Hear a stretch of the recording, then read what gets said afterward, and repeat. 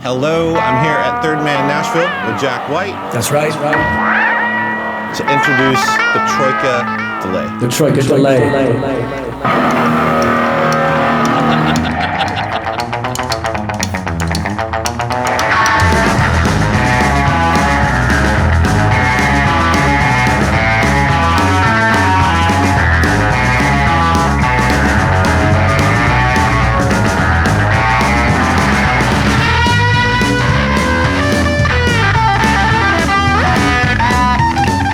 If you purchase the pedal, you get Jack's abilities and skills and his good looks. Okay, we didn't talk about that, but I'm open to that. You've worked out like a replication system. Yeah. It's in the back room.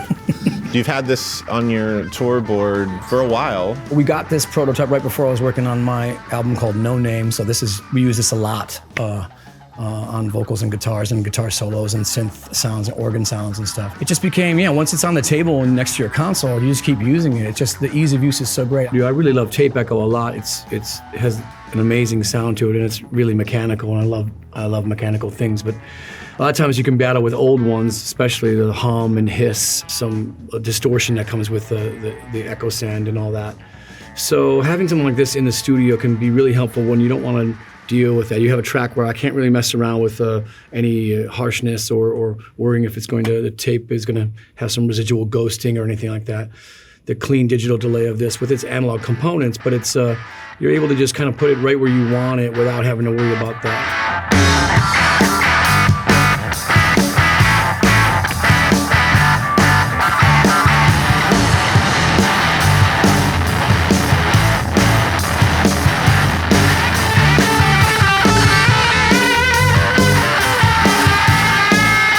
Every single pedal is built by Jack White. Every single pedal. We didn't agree to that? You gotta come to Kansas City. You gotta sleep in the closet. All right, I'm cool. These pedals to your I'm cool with that. fingers. Let's go. Let's do this.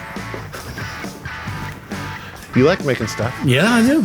Where did this idea first come to you? I had found this pedal I saw a photograph of it on the internet somewhere, and I said, I'm gonna buy that. That looks kind of in the neighborhood of what I'm thinking. And this was pretty great. This Fab Delay is like a Japanese boutique pedal. I don't think there's very many of these, but. I had never seen it. Okay, yeah. That's impressive. I think it might be just a solo guy making a few of them or something years ago. The sideways faders here was kind of in that direction, but you see it's kind of sticky and it's kind of hard to move your foot left, right, rather than up, down. So I thought, man, it would be nice if we could get this level knob to be a third fader and turn it sideways so that, up and down would be easier to do with your foot. For solos with if something's droning on stage, I can, while I'm playing and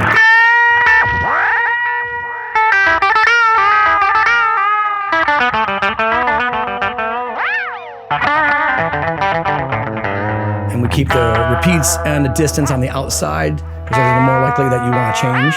And we keep the volume in the center.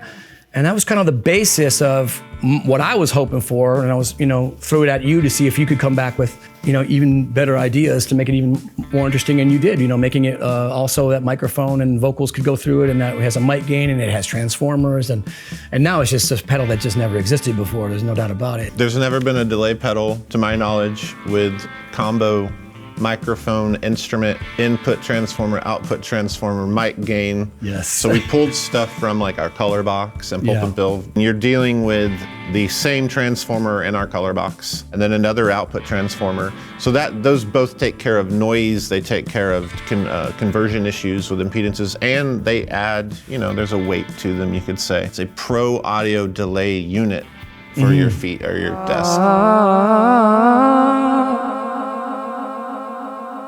So live, I like to have this on my mic stand, and I can play with the vocal in the middle of it and change their distance so it matches. Live, probably don't play any song the same speed ever twice, so I actually need these controls to be something I can change at will, so it matches. So, yeah, I love that you can do this live. You can say hello, hello. You can morph it. Hello. Hello. If you put the repeats up, do this. 1, 2, la la la. I first did that with the Memory Man as a 12-year-old. Cool memory. My brother Joe, when I was maybe like 6 years old or something like that, for Halloween, he put an amplifier in the basement window by the steps to sort of scare kids when they came up for trick-or-treating, and he put a Memory Man Echo and was doing, I'd never seen this before. I didn't even know you could do something like that. And it was so fun and interesting and scary and hilarious.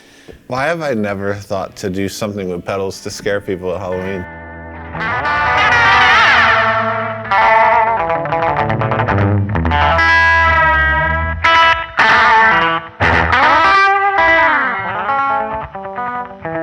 Since we had the 3 faders going up and down, I had seen this photograph of a sleigh being pulled by 3 horses, which seems kind of strange. Usually you would be 2 or 4 in a line or whatever, but this is like a Russian thing to have a sleigh with 3 horses, and they call it a Troika. So it kind of fits in here.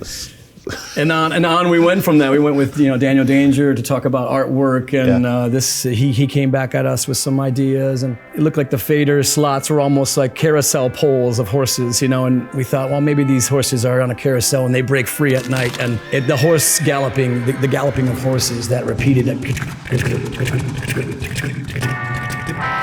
horse galloping repeats,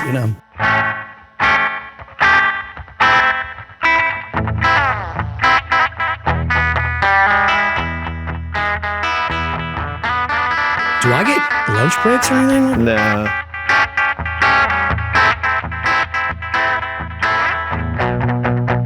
So you have a repeat, which is how many times that echo exists. Mm-hmm. Up on the repeats. Check, check, check. 1. It's like a Waffle House bathroom. Yeah, Waffle House bathroom setting. You have the level, which is, you could say that's the mix or the blend of the echo with the dry signal. It's where those 2 roads meet. You're summing them. And then you have the distance, which is also known as time or speed. I guess you like distance. Distance for this one, yeah. It seemed like the right word for this one for some reason. Maybe because of the horses. Yeah. I don't know. It's about 80 milliseconds to a second. That's as far as we could legally go, right? You can't go farther than a second. It's against the FDA and MBA and LC and FBI rules. I got a letter from the FDA over this one. Yes. If you go too far, you're basically wormhole going back to the past. So you recreate yourself. Yeah. And you have to get a new birth certificate, and that's complicated. You can plug in an instrument, or you can plug in a microphone cable. All you need to do is make sure that you tell the inside of the pedal with another little switch, mic or instrument. And then the output is an XLR output on the top, but on the side, you can also run at the same time or by itself, just like a normal guitar pedal. There's an echo out, and there's a dry wet mix out. There's a switch inside, right? You simply take it, unhinge it, there's a little switch, and you can do trills or no trills, meaning if you flip it off, it'll die immediately. If you want to turn it off and have the trills remain, you can choose that. Yeah, that's a great option. And on the side, you have 20 dB to 80 dB with a small knob, and that is for the mic pre only. There is a world where you could turn this down as an effect, and it's just a really great mic pre, especially for home studio. Yeah. You could smash into the front of your whatever units and have a distorted mic pre. And it's just nice too on the microphone side as well. It's just a great microphone pre, and I love the repeats, and I love the way it decays for vocals as well. It's just good on everything. We're using it mixing on my last album. We use it on mix for so many different things. On a scale of 1 to 10, how much more fun is this than a plug-in? Oh, 10. That's how I'm feeling. That's how I'm feeling right now. That's how I'm feeling. That's how I'm feeling. That's how I'm feeling right now. And repeats. Yeah, yeah, yeah, yeah, yeah, yeah, yeah.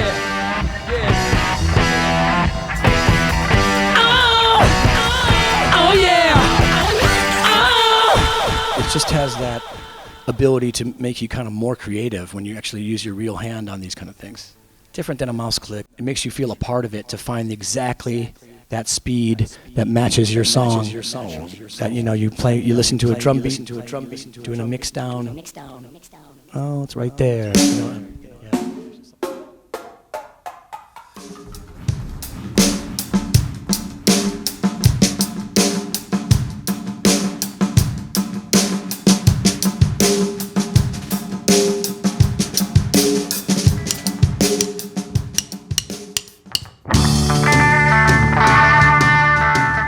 just love the tactile. Yeah. I know you do. It's Yeah. like you can do similar things, but there's nothing like the way this feels is just so unique. Yeah. Well, just having those faders on a pedal, so many people walk over to my pedal board, that's the first thing they say, what is that? What is that?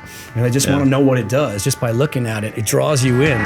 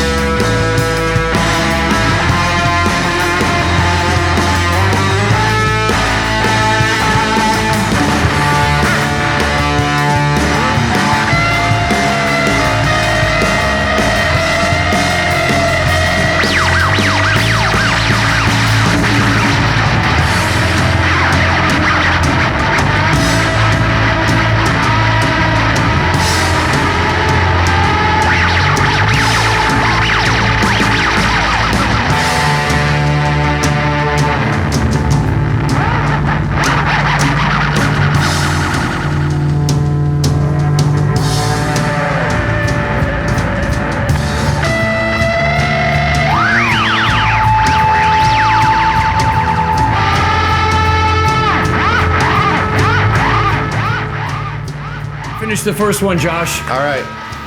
We're here all week.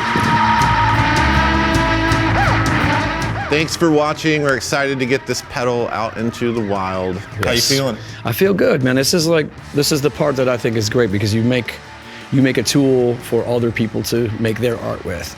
You know, you're not forcing, some sound on people necessarily. You're just giving them an opportunity to play with what they're doing and extrapolate from that. And I think that's really interesting because these can, you can make a painting or a song or a film or something like that, and some people can share it and enjoy it, but this is like a tool that can make more art for other people. So I'm glad you've been doing it for that long, as long as you've been doing it too. So it's great to work together on it. I think we managed to make a simple delay pedal that I've never seen. Yes, I agree. It's hard to do.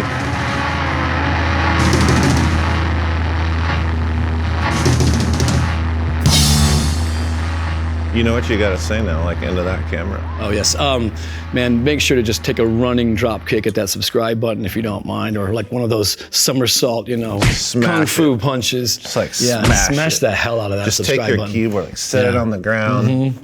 Like it and then unlike it, walk away and go do 3 circles and come back and press like And again. that helps the algorithm. Yeah, oh, big time. You love the algorithm. Oh, yeah, you live for it. Live for it.